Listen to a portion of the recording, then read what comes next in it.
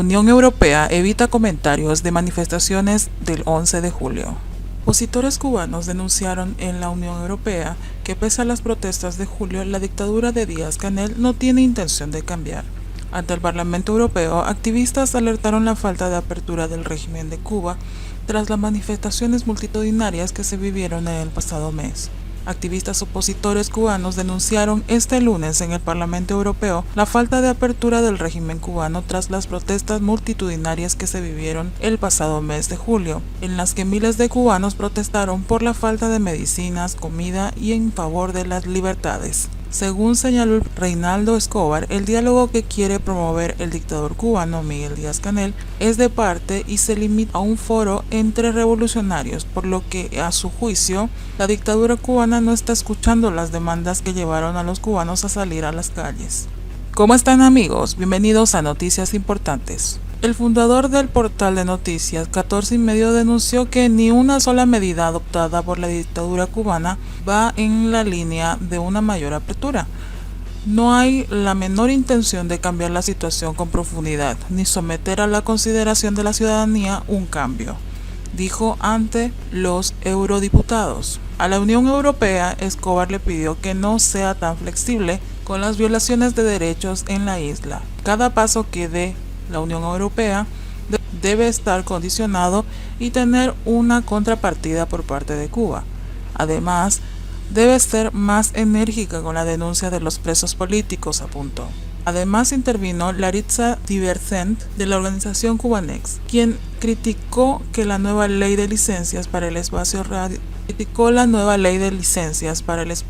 radioelectrónico otorgará la capacidad al régimen de Díaz-Canel de controlar las comunicaciones y dará más arbitrariedad en el marco digital, pudiendo actuar contra manifestaciones como las sucedidas en julio.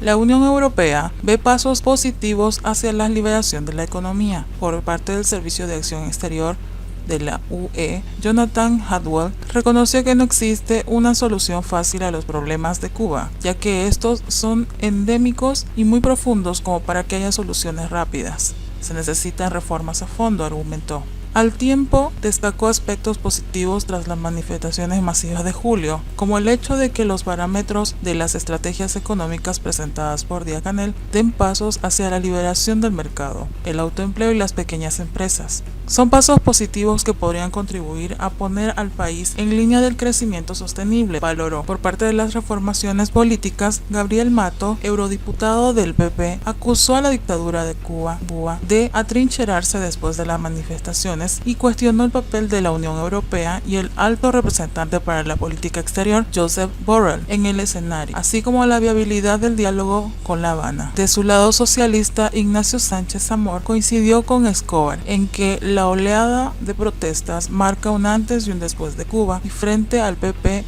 defendió el diálogo entre Bruselas y La Habana como el mejor instrumento para influir en la apertura del régimen cubano. En la misma línea recalcó la petición de que Estados Unidos retire la política de bloqueo. Quitar el embargo es quitar excusas a las tendencias autoritarias que se manifiestan en Cuba, señaló. Javier Nat, de los liberales, criticó la estrategia europea y aseguró que varios años de cooperación con Cuba llevaron a la nada, entendiendo que para establecer diálogo hay que establecerlo en una dirección que sea posible. Indicó que al tiempo que lamentó que toda apertura económica en Cuba sean raquíticas.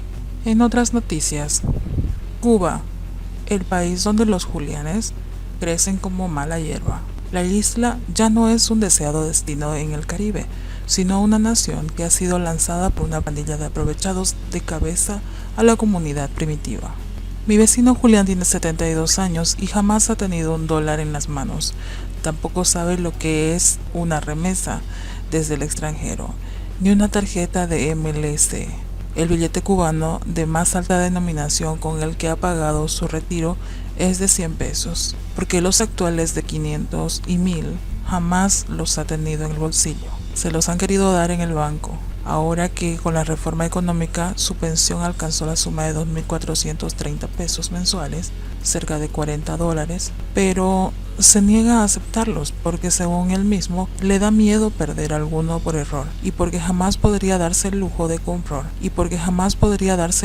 comprar nada que sobrepase los 20, 30 o 50 pesos. De otro modo, no llegaría vivo al final del mes, recalca con un gesto de resignación. Julián, en su juventud fue marchetero voluntario en más de 100 zafras cañeras, sembró café, igual sin recibir salario. Como soldado del servicio militar obligatorio, fue llevado a la guerra en Angola durante los años 70, y entre una cosa y otra también fue plomero, albañil, criador de cerdos en una granja, hasta que terminó su vida laboral como auxiliar de calderas en una lavandería de las Fuerzas Armadas.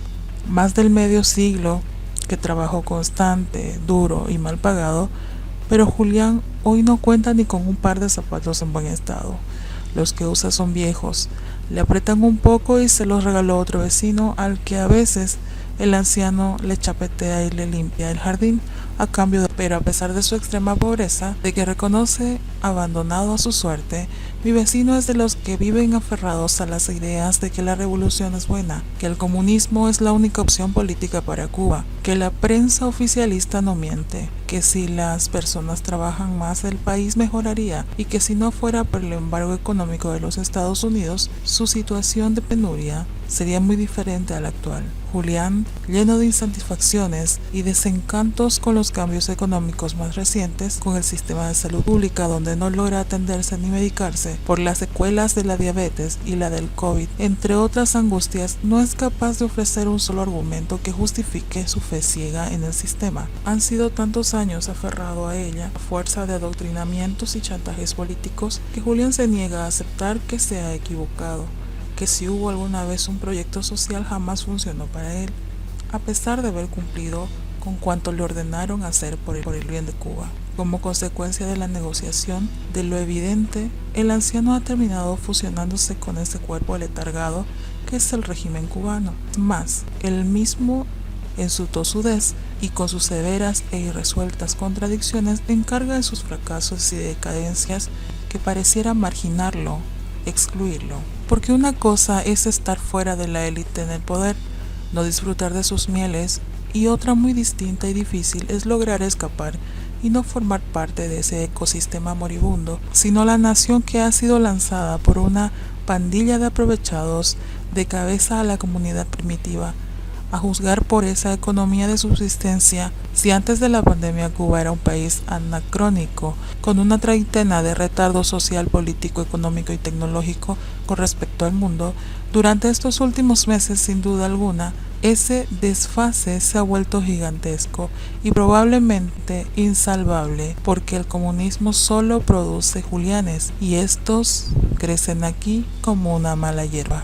Y bien amigos, de esta manera concluimos con el reporte del momento. No olviden seguirnos y compartir con sus familiares y amigos para que así podamos llegar a muchas más personas con la verdadera realidad de Cuba. Patria y vida, mis hermanos. Hasta la próxima.